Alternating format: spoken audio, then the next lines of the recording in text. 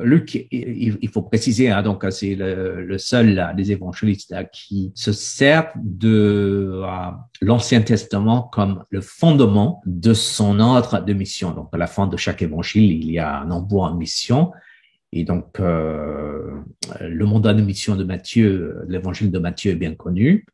Mais voilà, donc quand on compare les 4 formulations, Jean, Luc, Matthieu, Marc, et donc au début du livre des Actes, on se rend compte que Luc est le seul à explicitement lier cet envoi en mission avec ce qui se passe dans l'Ancien Testament et toute la préparation. C'est dans ce sens-là que je voulais juste préciser les choses.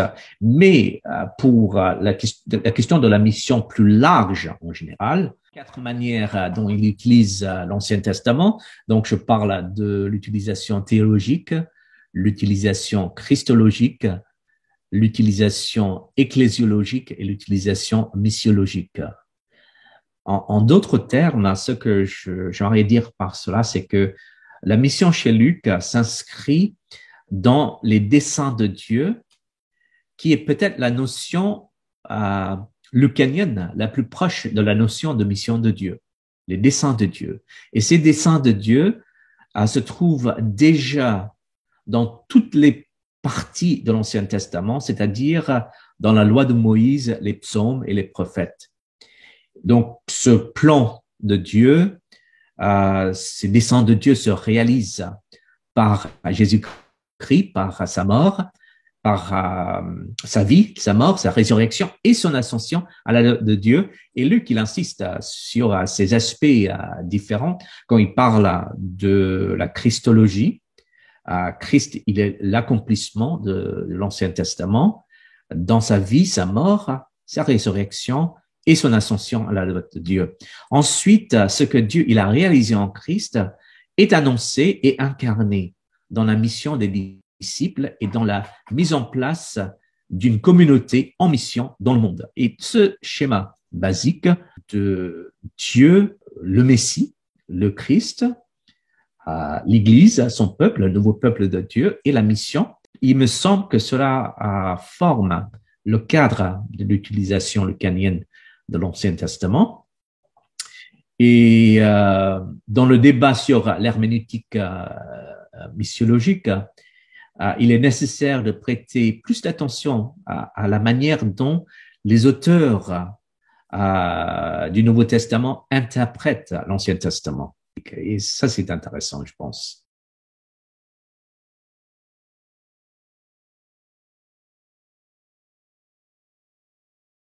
Il se rendit à Nazareth où il avait été élevé, et selon sa coutume, il entra dans la synagogue le jour du sabbat.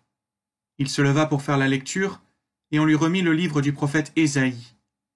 L'ayant déroulé, il trouva l'endroit où il était écrit « L'Esprit du Seigneur est sur moi, parce qu'il m'a oint pour annoncer une bonne nouvelle aux pauvres. Il m'a envoyé pour guérir ceux qui ont le cœur brisé, pour proclamer aux captifs la délivrance, et aux aveugles le recouvrement de la vue, pour renvoyer libres les opprimés, pour publier une année de grâce du Seigneur. » Ensuite, il roula le livre, le remit au serviteur et s'assit. Tous ceux qui se trouvaient dans la synagogue avaient les regards fixés sur lui. Alors il commença à leur dire « Aujourd'hui, cette parole de l'Écriture que vous venez d'entendre est accomplie. » Là, cette citation se trouve tout au début du ministère de Jésus et donne les grandes lignes de sa mission. Alors, le texte est d'abord cité de manière messianique. Aujourd'hui, même, cette prophétie de l'Écriture est devenue réalité. Et donc, quand Jésus il cite Ésaïe 61, il dit en fin de compte, me voilà, je suis l'accomplissement de cette prophétie déjà. Et donc, dans ce sens, il le cite de manière christologique. Mais ensuite, dans l'application de la citation et l'interaction avec le public qui est à Nazareth, la citation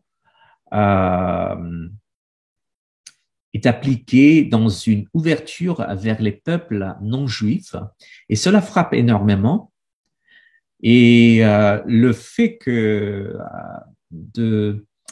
d'appliquer la citation ou de continuer à comment dirais-je, oui, d'appliquer la citation à ce que Dieu il a déjà fait dans l'Ancien Testament avec deux prophètes, Élie et Élisée. Alors cela a créé une réaction très très violente de la part des auditeurs. Et donc Jésus, en faisant référence à ces deux prophètes, Élie et Élisée, en mission vers les non-juifs, Jésus, il rappelle à ses auditeurs que lui-même, il a été envoyé en mission au profit de tous les peuples, pas simplement du peuple d'Israël, mais de tous les peuples de la terre. Et là, dans la lecture de cette citation, on a beaucoup insisté sur l'aspect christologique, messianique, mais la dimension missiologique du texte n'a pas encore reçu beaucoup d'attention. Et voilà, donc cette dimension est là dans le texte.